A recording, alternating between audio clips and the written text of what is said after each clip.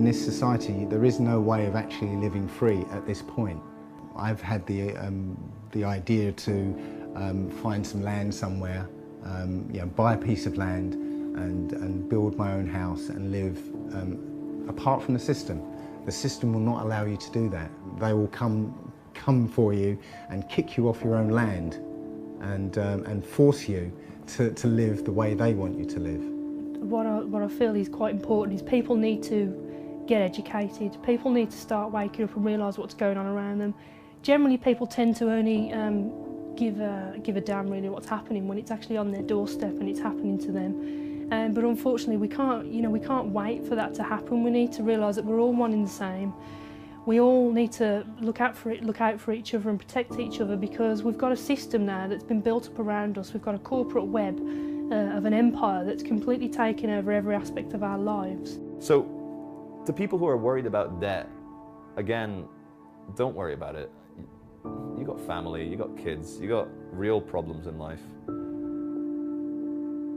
Worry about those. Debt is not something to worry about. Fair enough, some people have mortgages, but again, as I said earlier, you start dancing with the devil, you're going to get burnt.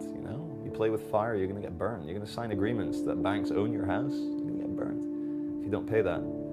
But in terms of consumer debt, personal loans, unsecured debt, fuck it.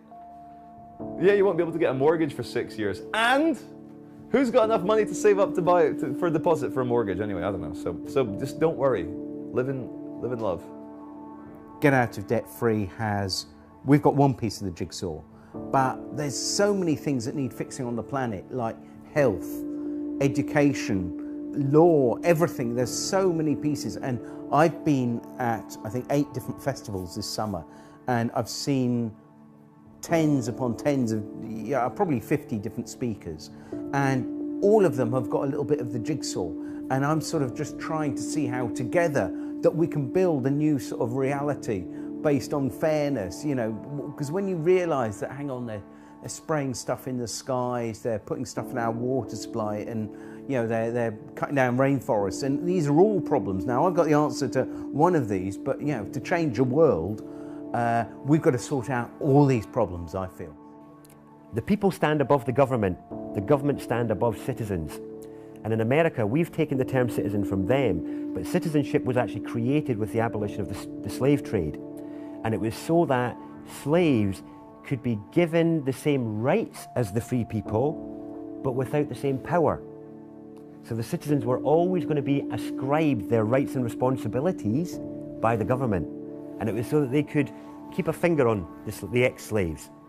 Whereas that's now been applied to everybody everywhere, and now obviously you have good citizenship classes at school, and citizenship is on the curriculum now. So all this is being not brought in for us, it's been brought in for a couple of generations' time, when it's totally normalised that everyone is a citizen who only has rights and responsibilities because the government gave them to them. And the standing as the people will be long forgotten by them.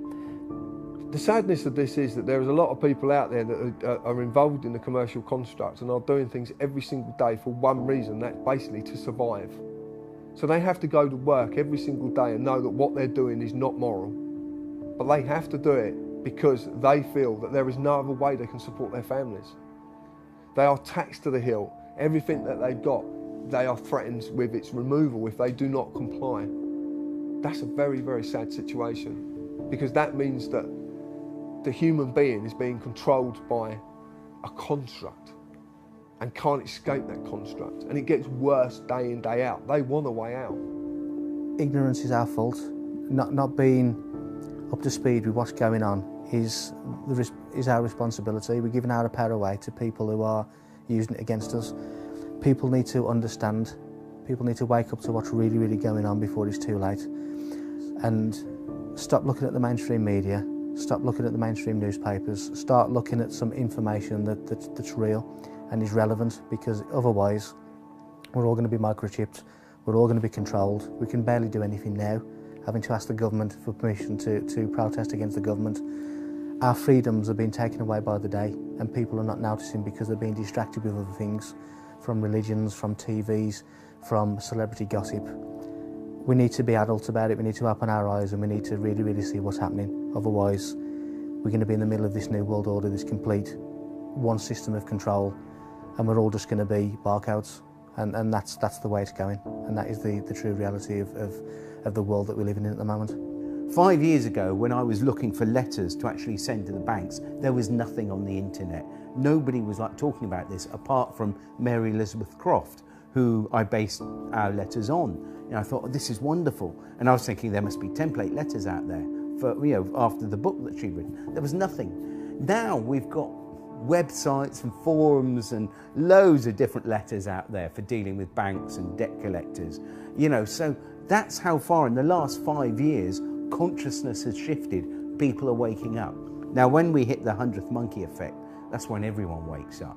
It's like a new film that's like no one has heard of, and then suddenly it breaks through and everyone's talking about it. And I feel that people suddenly realise, my goodness, we've been had by the banks, the governments and the corporations, and with endless war, with endless poverty, and keeping us on that treadmill.